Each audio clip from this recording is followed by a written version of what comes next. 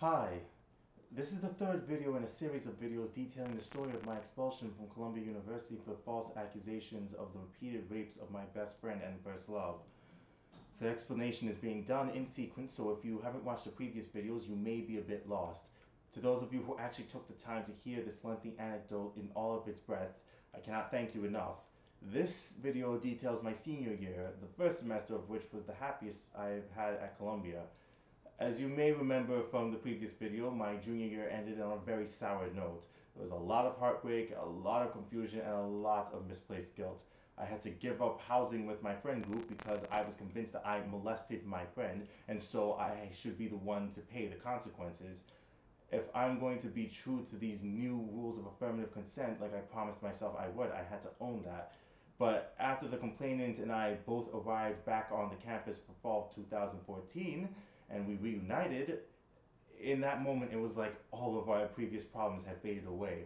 All of the love that we had for each other was still there and was as strong as ever. We got along famously, and now that sexual contact was non existent in our relationship, it was wonderful. Even I wasn't so love drunk that I couldn't see that something was clearly wrong with our sex life and that it was better for us to just discard it in its entirety. On top of this, Janice Doe and I were becoming much more inseparable as well. So much so that the complainant actually told me that she was a bit jealous of my relationship with her.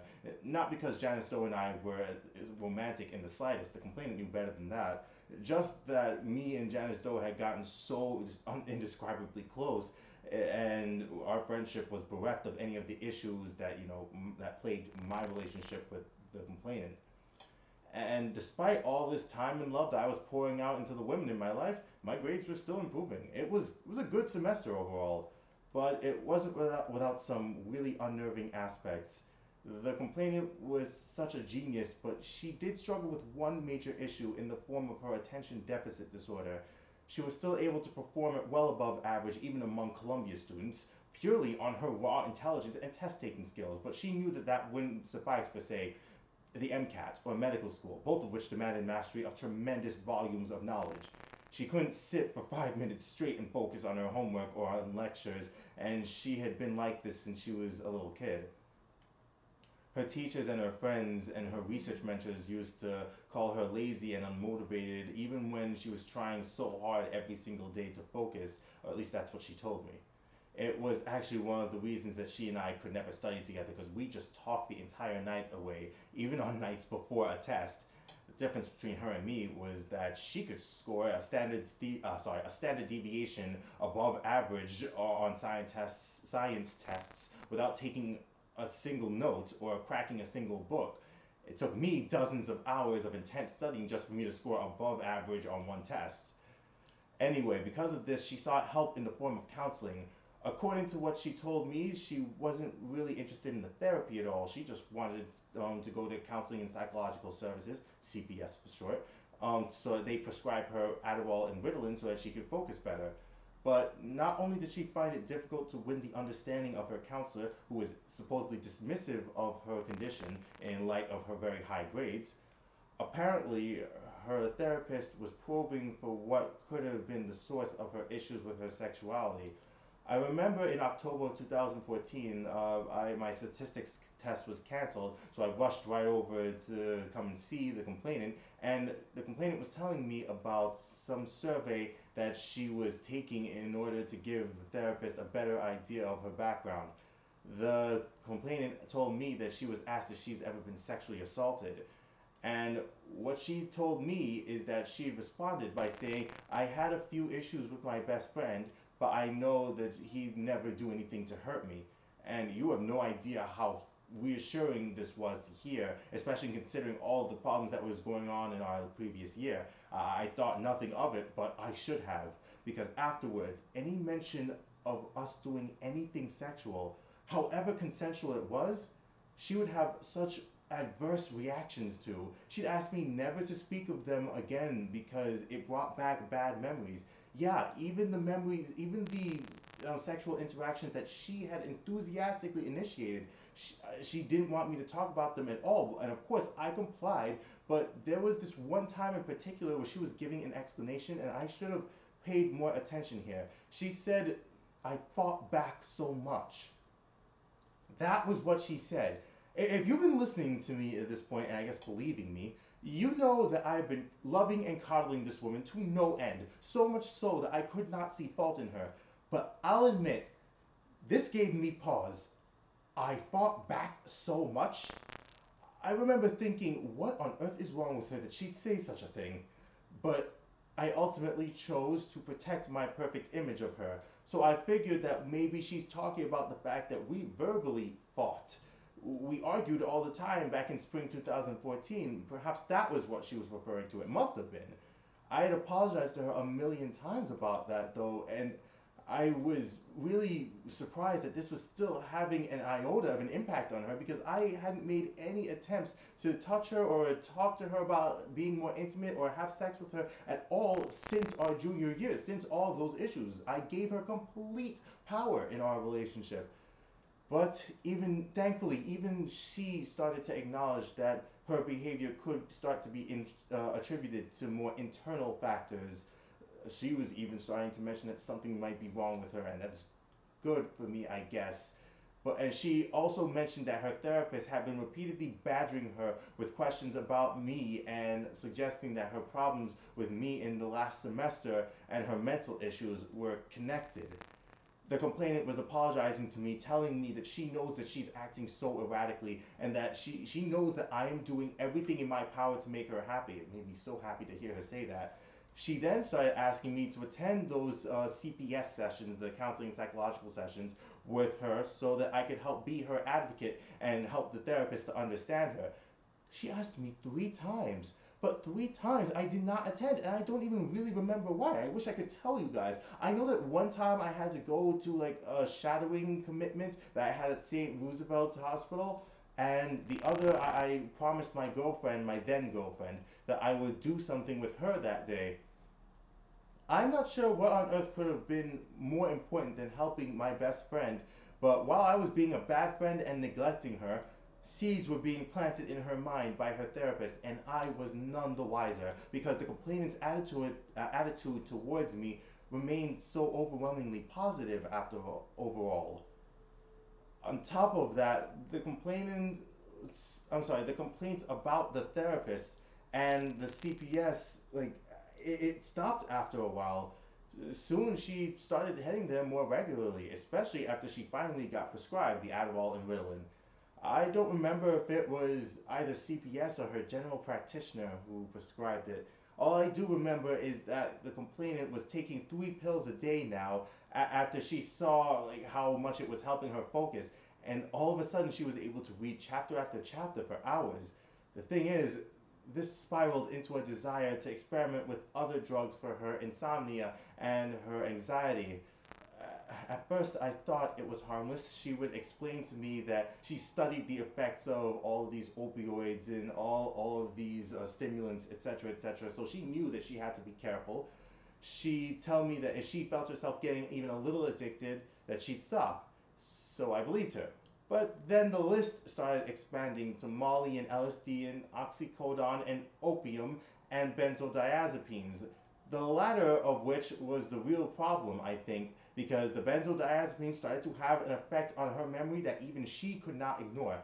I remember there was this one day in November and I was texting her repeatedly that day and getting no response. And I don't know how you guys handle your relationships. I don't know how you guys are like with your significant others, but I know that when I usually text my significant other and she texts back immediately, usually, and when one day I start texting her repeatedly and I'm getting no response, that sets off the panic alarm in my head. So I start texting Jane and John Doe, and remember that they are her sweetmates now, about her whereabouts. And John Doe reassures me that she is sleeping in her room, and she has been for the past 12 hours. When the complainant woke up, she realized that she had lost an entire 24 hours worth of time in her head. She didn't remember what day it was. She passed out completely, and she didn't remember what she was doing before she did pass out.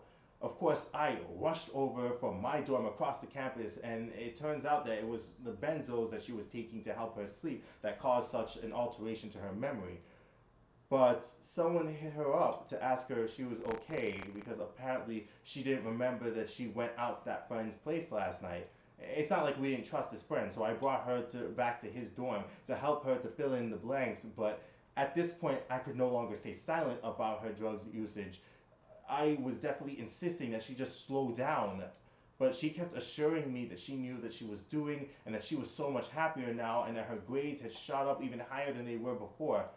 Honestly, all that aside, all she had to do was just tell me how much she loved me, and I would just stop in a second in my tracks. I would bend over backwards. We were getting along so swimmingly that semester. She would kiss me on a regular basis. She would acknowledge how hard I worked for her and how hard I tried for her much more often than before. I let all that blind me to the reality that this woman had a real problem. It's a good thing that my friends in my hometown are and I were still so close to each other and that I would talk to them about the complainant so often. They kept me grounded whenever I would get too high off love. One time she asked me to talk to a friend in my hometown to see if he knew someone who might be able to sell her heroin. Yes, heroin. I did comply because I do anything that she says like a fool. But my friends at home are not fools, thankfully. I believe my friend's exact words were, no, Dexter, I don't know anyone who sells heroin, and even if I did, I wouldn't tell you. And I tried to explain that the complainant needs this for her MCAT and her grades, etc., because she has ADD. And my friend insists that, like, he says, I don't think so, man. This sounds like a desperate cry for help to me. And he eventually did convince me that yeah, I was being an idiot for helping her to seek drugs. Part of me also knew that. So I told the complainant that I couldn't help her get any because my friend didn't know anyone, which is true. Uh, but she just found other people to deal her things anyway. I was being a lot more on guard than usual due to her drugs, but she just kept lowering it with how affectionate she was being that semester. She even offered to have sex with me again in that semester. Yeah, in the same semester that she was saying, don't ever talk about our sexual encounters, nothing, because it brings back bad memories. There was this one day where her suite was completely empty, and she just proposed that we have sex on the couch. And thankfully, I developed a shred of good judgment since the previous year.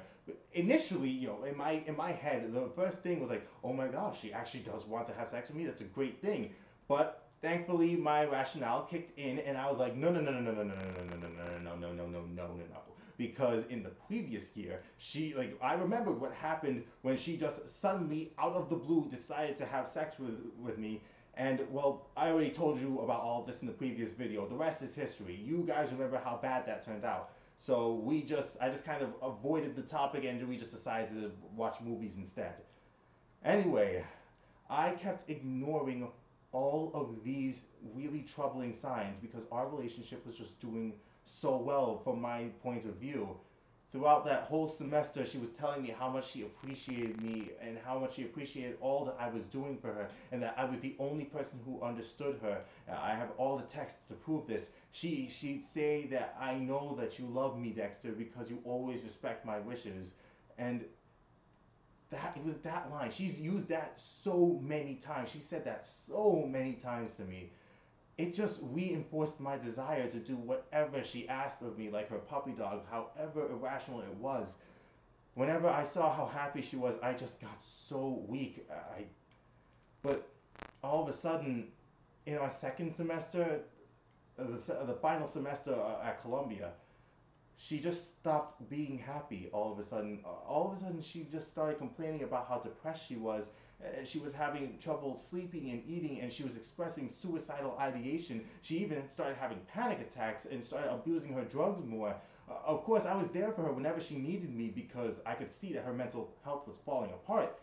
What I thought would work was just to throw as much love at the situation as possible. I'm one of the people who thinks that love can pretty much solve anything. But if I just figured if I do everything that I can to make her happy and make her feel as wonderful as she makes me feel, then she can beat this.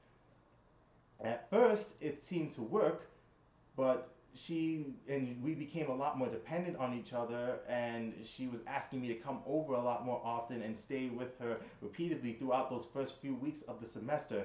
But as her symptoms got worse, she became a lot more desperate. And then it happened. On February 8th of 2015, she called me over to her room suddenly to tell me, I apologize. She called me over to her room to tell me that she finally understands what's wrong with her. She said that her therapist was right, that the reason she was so messed up was because she wasn't dealing with her issues from the past. She had just been suppressing it the whole time, and that I never truly understood how much those times hurt her. Her issues with me. She told me that what I did to her last year in our spring 2014 semester amounted to sexual abuse.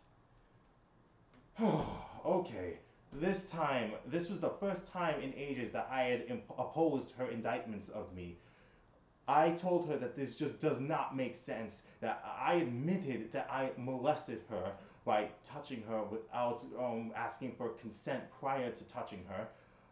But I tried to assert that, tried to make her remember that she doesn't remember how often she was throwing it at me. She was going back and forth between wanting to sleep with me and wanting not to. And that at her request, I told no one about that because she didn't want anyone else to she didn't want anyone else to make her feel like she was leading me on or that something was wrong with her, and that's why I would touch her. That I hadn't tried to touch her since then, even though she'd offered, because of how bad things have gotten. But I remember her, like, she took this position, she assumed this position right here, where she was just holding her head in pain as I was trying to defend myself. And she was saying that, I can't believe you want me to feel sorry for you, that she fought back so much, that somehow I'm convincing myself that all those consensual encounters made me feel better about myself. It really appeared as if everything that I was saying in objection to this notion was causing her pain. And so, as always, I finally conceded. I told her that I didn't know that this was hurting her so much, or that it was even possible for this to hurt anyone so much. And I told her that if she really wanted to report me, I would be completely honest. She said that she'd never do that because she didn't want to get me in trouble. Despite all this, the night did kind of end on a good note, but it would be the last time we would ever be civil with each other. I seriously walked out of that room thinking, my God, how on earth did I cause this? From barely touching this woman?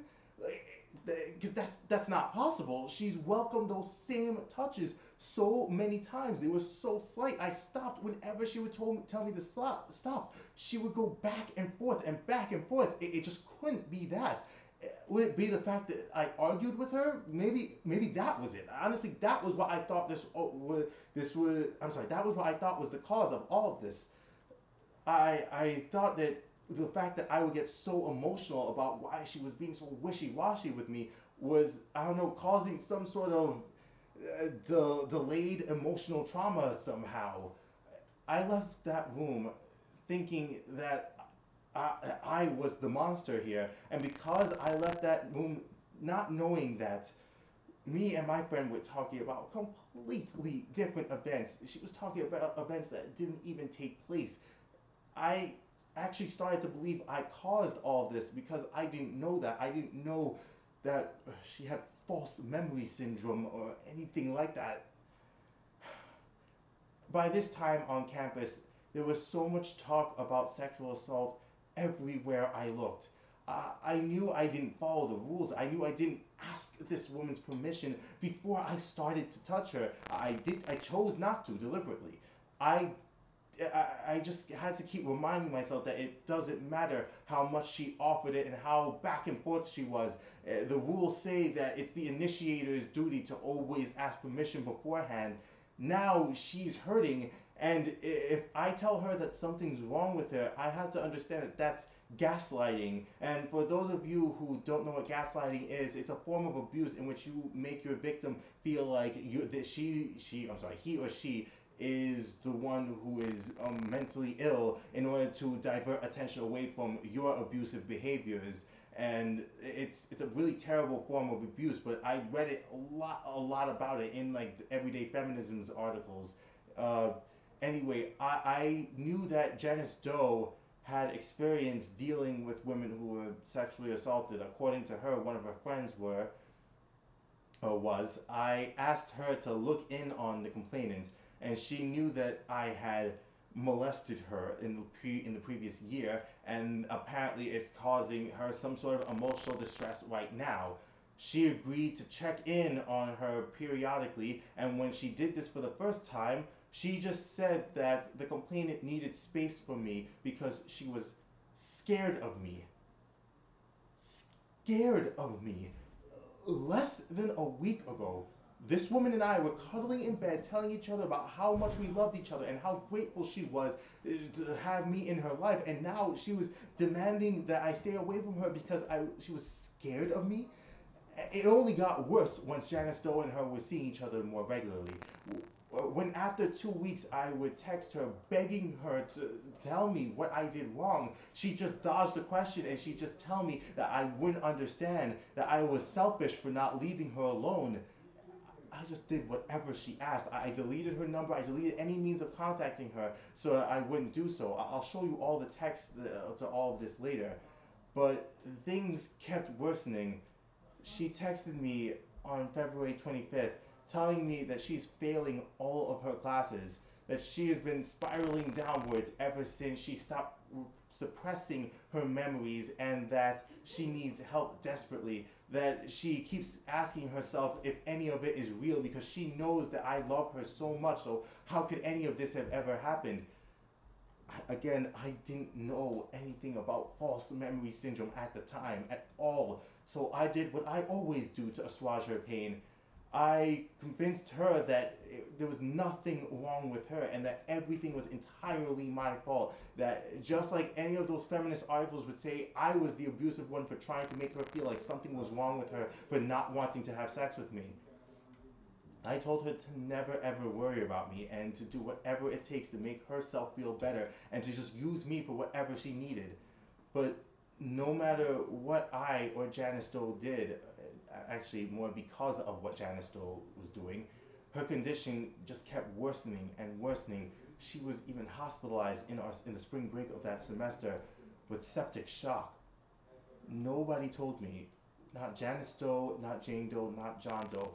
I found out when I broke my promise not to contact her, and I did contact her, because for the days prior to that day, I had this horrible feeling in my heart, like this really intense feeling that I just cannot even explain to this day. That I just knew that she was hurting more than usual. I don't even know how to describe what I was feeling. I was just worried sick about her for those few days that she was in the hospital, even though I hadn't made any contact with her. And it turns out that I was completely right. But when I texted her, panicking and begging her to tell me why she didn't contact me, she told me that she was scared of me, and that broke my heart. 2 months ago, I'll show you the text. She was making all these hypotheticals about how I'd be the very first person that she'd call if she ever ended up in an emergency like this, because she knows I would stay with her until she was discharged. She knows that I would never leave her side. But she changed. She started saying things to me that she would never say to me previously, things that were the polar opposite of what she was expressing about me before. She said that I was being selfish by checking in on her, by worrying about her, being upset that she didn't tell me what was wrong with her. She said that I've been manipulating her the whole time to make her cave back into me. And I had absolutely no idea what was happening. I had no idea what she was saying, why she was saying these things.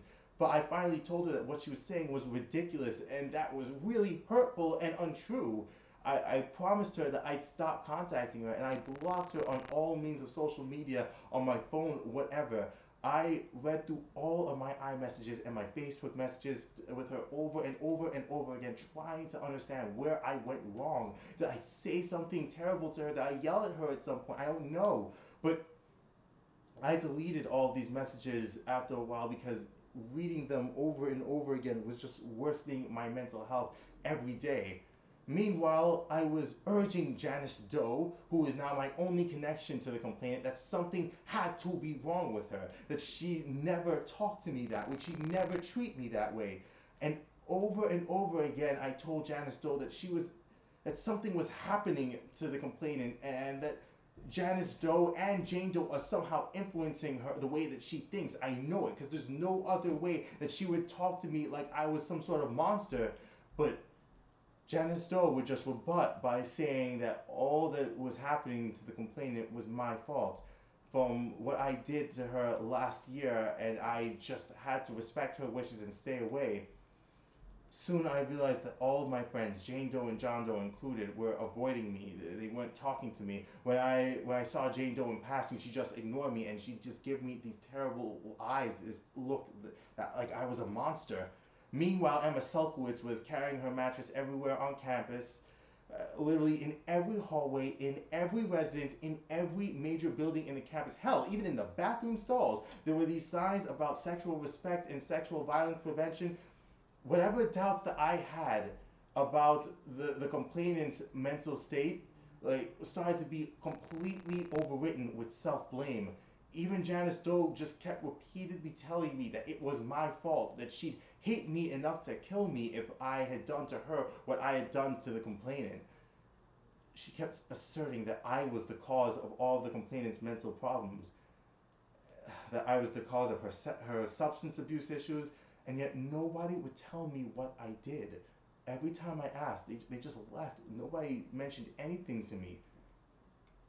I had no choice but to assume that somehow, some way, by barely touching this woman in my previous year without asking her permission prior to doing so because we were in a relationship, somehow caused all of this because I didn't follow these new affirmative consent laws.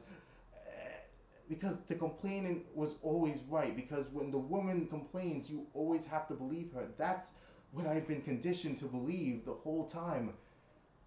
Janice Doe would just keep telling me to stay away from her no matter how much I told her that something has to be wrong with her and that I should try to reconcile with her, and maybe if I talk with her I can fix this. But she legitimately didn't want to see me. I became suicidal because I believed I caused my best friend all of this pain. I truly began to think that I didn't deserve to live if I caused the love of my life all of this anguish. I started to hole up in my room. I would cut classes, cut extracurriculars, everything. I'm pretty sure I wouldn't be alive to tell you about this story right now if it were not for my friends from home and my ex-girlfriend. Like, I remember when I tried to explain to each of them that I molested the complainant, and that now she's somehow hurting like crazy because of it. The first thing they did was ask me in shock what I did when I used it, because the word molestation means something totally different to them, to people outside of the Columbia community. And so I explained exactly what I did, and they were just like, "Wait, Dexter, that's not molestation. You're bugging." Sorry, that's a colloquial term that we use. And they started admonishing me strongly about the complainant. They were trying to tell me that what I did is not a crime or not an offense, and that something is undoubtedly wrong with the complainant's psyche. And because they knew that just a few months ago, this same woman was buying me a $300 gift as a gesture of her love for me. They were on the outside of the situation and on the outside of Columbia's incredibly charged community. And so they kept asking me if there was just some factor that I'm not considering. One of my ex-girlfriends, she was a victim of sexual assault at the hands of her father. She asked me if maybe it's her parents, like maybe her parents did something to her and now this is coming up or something. But I knew, or at least I thought I knew everything about this woman. I thought that if her parents did anything to her, surely I would have known. It had to be me. I didn't think for even 1 second that it could have been anyone but me. It had to be. There was nothing else to go on.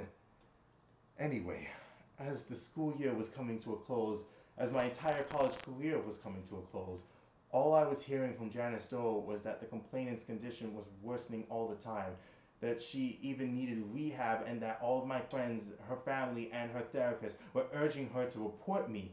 Not only because I was a liability and a risk to the safety of the other students, but because it could be cathartic for the complainant. Janice Doe told me late in the semester that the complainant refused to do so because she didn't want to see me get into any trouble. But Janice Doe told me that it might be helpful for her to see me suffer the consequences of my actions, and that it could, have a cathartic effect on her. This was turning into an utter nightmare. To know that my closest friends on the campus think that the love of my life should report me for something that I was so sure was innocuous to any of my other girlfriends. Like, for them to all treat me like I was some sort of monster. But I remembered the character from Law and Order SVU that I loved the most, Olivia Benson. She would always say the same thing to her victims, that they wouldn't regret making a report or testifying against their perpetrator. If you've been believing me at this point, you know that I would sacrifice anything for the complainant. If there was even the slightest chance that this could help her, then I had to take it. I agreed to turn myself in if it would make it easier for the complainant to make her report and help her to finally start recovering, because she had been going downwards for months at this point. Nothing else was working. We were trying everything and she just kept getting worse and worse and worse. I didn't tell any of my friends about my plan to report myself because I'm sure they would have advised me against it, told me to protect myself, much like they did when I told them about my plan to tell you guys about all this. They say the same things that they always do, that I'm always bending over backwards for these women who don't give a damn about me and don't have my best interests at heart. And I didn't want to do anything that would stay my step, because I needed to do this for the complainant. I needed to get her better somehow. There had to be some way to get her better, and this was the only thing we could think of. I didn't care how little sense it made as long as she would recover. On April 27th, I went to the Office of Gender-Based Misconduct, and this was my very first interaction with them. Janice Doe insisted that I tell them everything and be completely forthcoming for the complainant's sake and for hers. Even then, I could tell that she, who was supposed to be my best friend, didn't give a damn about what happened to me as long as this affair ended. But I just kept swallowing what bits of resentment I was feeling for her to help the complainant. I went in and I told Robert Ferriolo, who was a case manager there, what happened between me and the complainant. He warned me that he is a non-confidential source and that anything that I say could be used against me, but of course I didn't care, because all that mattered to me was getting the complainant well again. And of course I actually believed that I was at fault, so I thought it was the right thing to do. I told him in brief about our junior year, and that the complainant and I had a sexual relationship in our first semester that was just entirely consensual, and then all of a sudden she didn't want to anymore, and that I molested her, and now somehow she is hurting immensely right now. And yes, I did use that exact word in the confession, and I knew that I'd never actually meant to hurt her. I communicated that all I did was touch her breast or touch her vagina, just like I did so many times before. But if what I did truly caused all of this pain, then I had to call it what it was. That's the feminist tenet. It had to be me. It was no other explanation at the time. He cut the interview short because he said that he didn't know what to do. He'd never seen an offender come forth and confess his offense before the complainant has made a complaint before. This wasn't the first thing I bet he was unprepared for in this case. Well, and I guess I wasn't either anyway. Also, one of my professors saw that my work was being affected by my shattered mental state and recommended that I talk to an advising dean, Nancy Workman. I told her the exact same things that I told Robert Ferriolo, knowing that she was a non-confidential source and a mandatory reporter. The purpose of talking to her was just to find resources that would quell my suicidal thoughts. But now that now that I had done all that I could for the complainant, she could give her report feeling completely secure that nothing will come of it and that she'll be able to get better. All the details have to match, right? Yeah, in fact, I'm sure that part of her must know that I never meant to hurt her at all. I didn't think it was possible for anything like this to happen. And certainly, this will be the first step to her healing.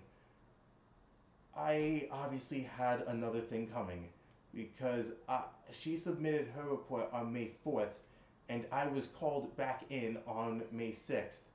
I was ready to spill my guts again, of course. I just wanted this to be over so that the complainant could get better. There were two investigators. One's name was Zachary Friedman, the other was Victoria Nunez. They welcomed me into the room and started telling me that I should get an advisor or an attorney before I say anything.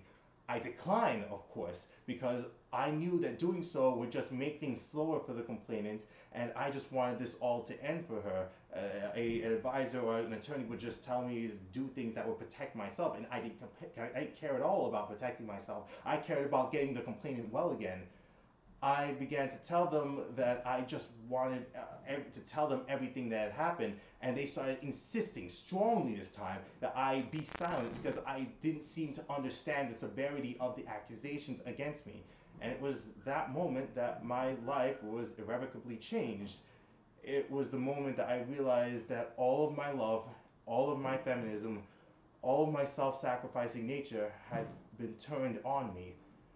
It was when they showed me the accusation form saying that from fall 2011 through fall 2014, I had perpetrated repeated rapes by force, repeated non-consensual sexual contact by force, and intimate partner violence. This nightmare was just beginning, and it took all of this for me to finally admit to myself that I was deeply in love with someone who was mentally insane. I'm sorry that this is taking so long, you guys. Thank you again for taking the time to listen. In the next video, you'll see that while I did finally come to the realization that my trust in my friends at Columbia was wholly misplaced, I was still foolish enough to put my trust in Columbia's Office of Gender-Based Misconduct because I thought that they'd see this as a huge misunderstanding and do everything that they could to help me and help the complainant, since we were both victims of the complainant's broken mind. As I said in the intro video, they did the complete opposite. Things were about to get much worse. Thank you so much for listening to all this. This was far longer than 15 minutes, I am sure. You have my most humble apologies. Hopefully, I can interest you in listening to the fourth video. I'll see you there.